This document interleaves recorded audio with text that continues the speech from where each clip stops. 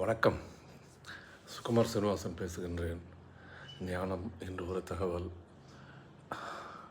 மனிதன் தன்னுடைய வாழ்க்கையிலே முழுவதுமாக ஒரு 35 டன் அளவுக்கு உணவை சாப்பிடுகின்றான். 35 டன்கள். அது 4 லாரி லோடுகள் என்று சொல்லலாம். அவ்வாறு சாப்பிடப்படுகின்ற உணவு பூமியிலே எங்காவது தங்கியிருக்கின்றதா? இல்லை, மண்ணோடு மண்ணாக மக்கிவிட்டது. ஆனால் மனிதனாக கண்டுபிடித்த பொருட்கள் பிளாஸ்டிக், எலக்ட்ரானிக்ஸ், ஆட்டம் பாம்ஸ் எல்லாமே மக்க வைக்க முடியாமல் உலகு தவித்து கொண்டிருக்கின்றது.